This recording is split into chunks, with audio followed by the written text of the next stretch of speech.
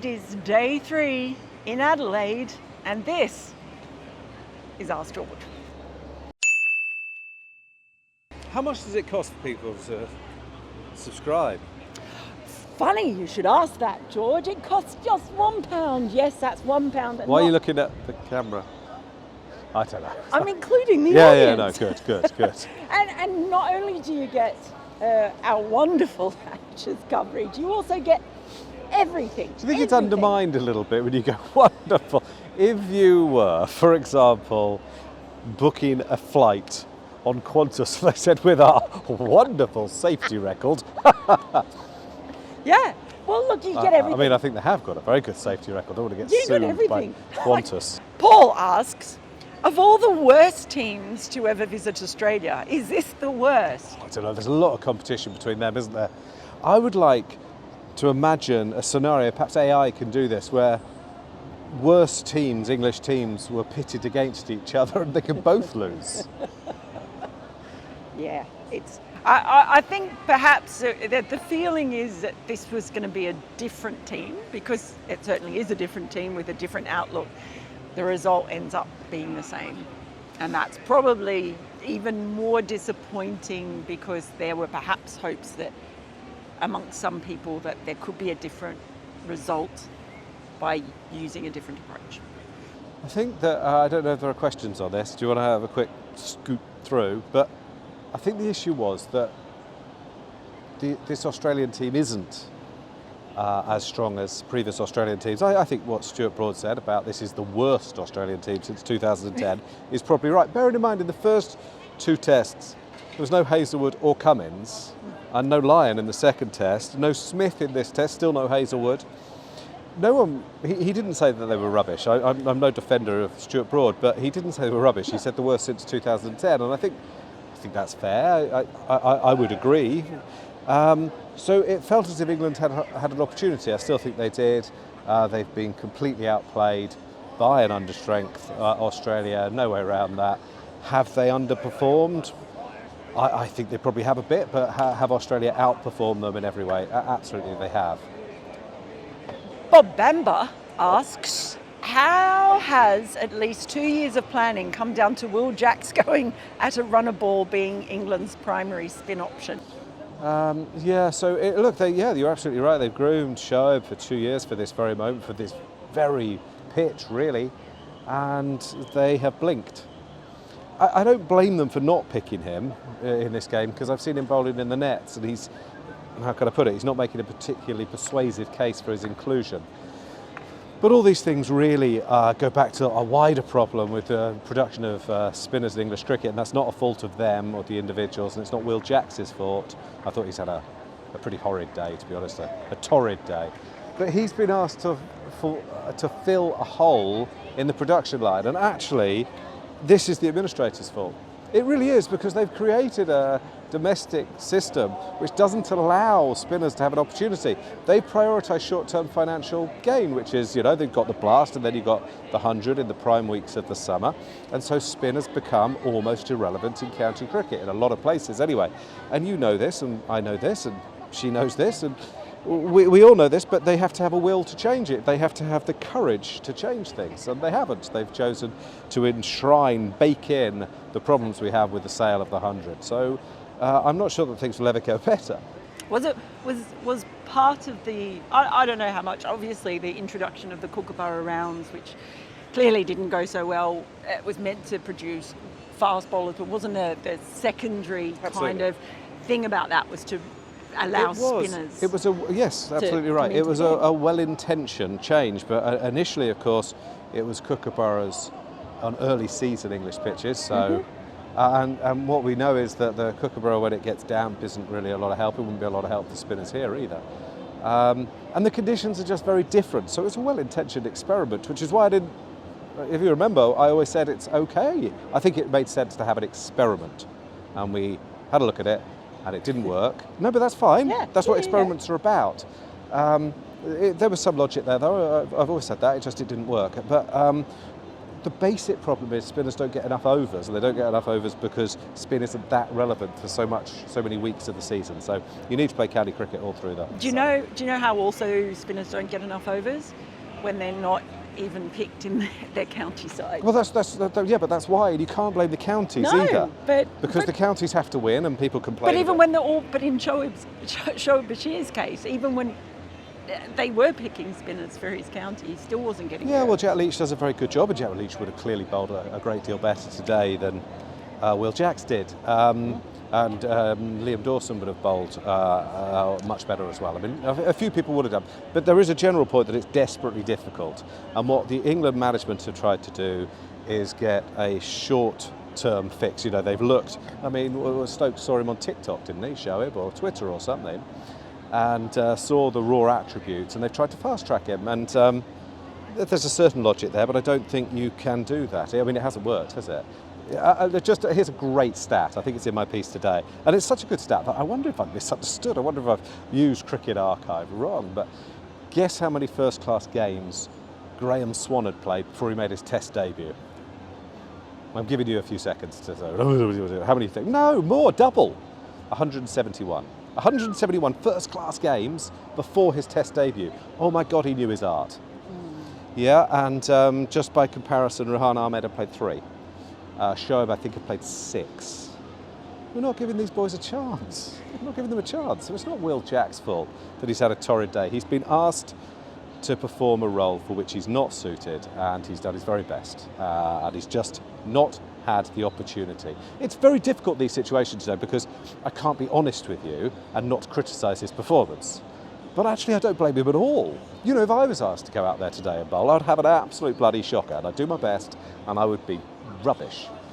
And he's obviously not been rubbish at all, but he obviously hasn't been up to it. And you're comparing him with Nathan Lyon in the opposition, which we probably shouldn't, but they are both the opposition's leading spinners, the opposing team's spinners. It's not a fair comparison, is it? James Lawler asks, Lawlo. Does anyone in the England setup do any coaching? How many of the players can they actually say they have made into a better player? Do the coaches call out any technical flaws, or it's all about making the players feel better about themselves? Yeah, mainly that. Mainly the latter one. I think McCullum has worked on a couple of the guys putting, but no, not a lot in terms of... No, there's not technical coaching. But to be fair, I don't think there's a lot of technical coaching in the English game. There's a bit, but not much. If you go on the level 4 coaching course or equivalent, it's mainly about enabling the players to find their own way. I mean, I think this is nonsense. I think there has to be a bit more intervention. I know there are. I remember talking to James Taylor about Rehan, actually, Ahmed, during the summer, and he's obviously scored 500s. And I said, what's he doing? And basically it came down to him netting lots and working hard, I would have thought. And I remember James Taylor said something which struck me. He said, as a coach, you've got to not be afraid to intervene. I think that's what he said. And I thought that was very, very interesting. Yeah, so it's very much about hands off, encourage, and I'm going to repeat something I seem to say every day, which is, what breeds confidence? You don't bloody listen, do you? Competence breeds confidence. That's what I was going to say. No, you just got to your happy place. So, it's funny though, because I've done 2 of these before, right here, I reckon. I've literally done. I remember doing a piece to camera. I was probably at Cricket Info at the time, where England were in real trouble. They're only 2-0 down, and just standing exactly here, looking at the Adelaide Oval.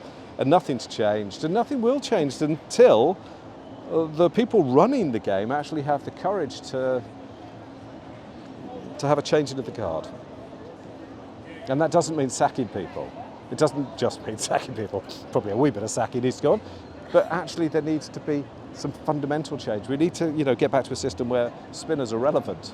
Here's the thing in this game. I know I'm digressing. I hope that's okay, but they've got a spinner who doesn't bowl spin for his county. Not his main job.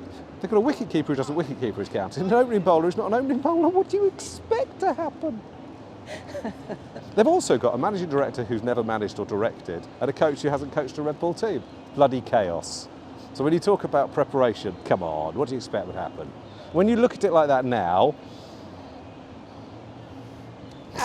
Sorry, I must be really difficult to work with.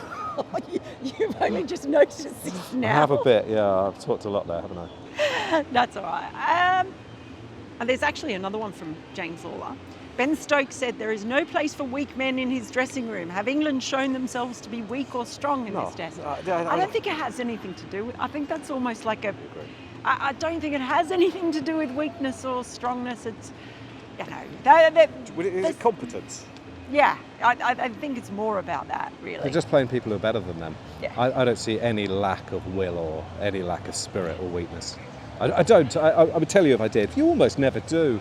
I think these things are shortcuts. I know Ben Stokes uses this stuff, but he's the England captain and he's a brilliant cricketer. He's not necessarily his role to be eloquent in quite the same way that, you know, professional journalists might have to be. And I think he's using the wrong word. Chris Castley asks, why are Australia competitive in the Ashes in England, yet England rarely ever look the same in Australia? Well, it's the same with India as well, isn't it? When India and Australia go to England, you tend to have really exciting, tightly contested series.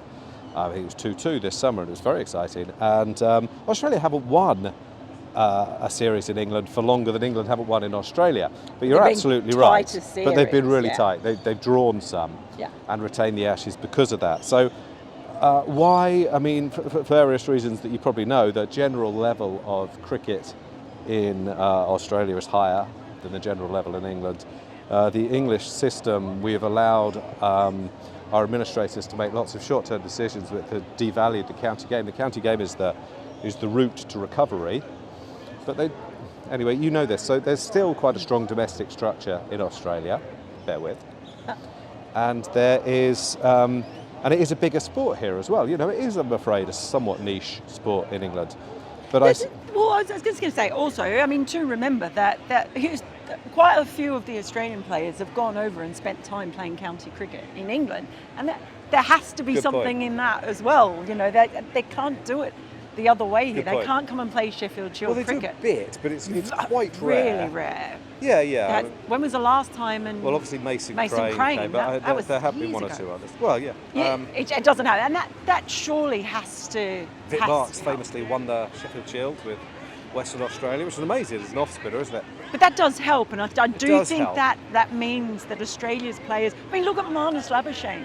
Remember how he came into the Australian side after having spent that time at Glamorgan, and so when he came in and replaced Steve Smith in that series, it was just he was ready. Here's an irony: Labuschagne went to Glamorgan. I don't reckon he was paid, or if he was, it was very little.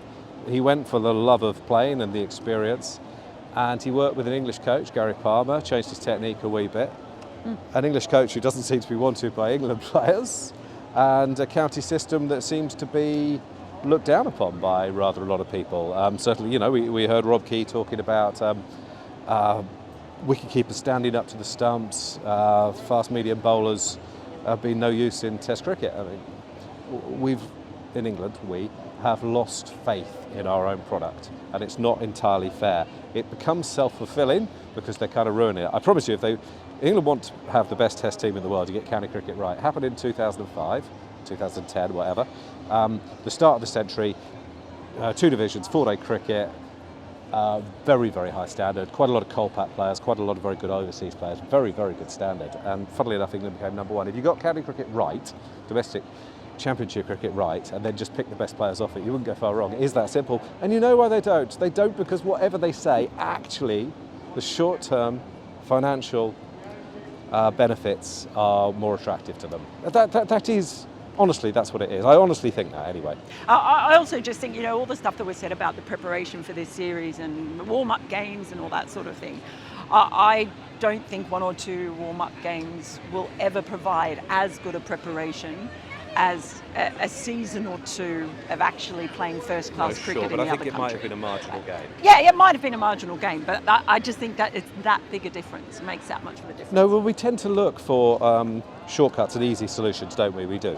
But I'm talking about an entire structural change. Just one thing. I know I'm talking a lot. I'm really sorry. Oh, well, that's meant to be a surprise.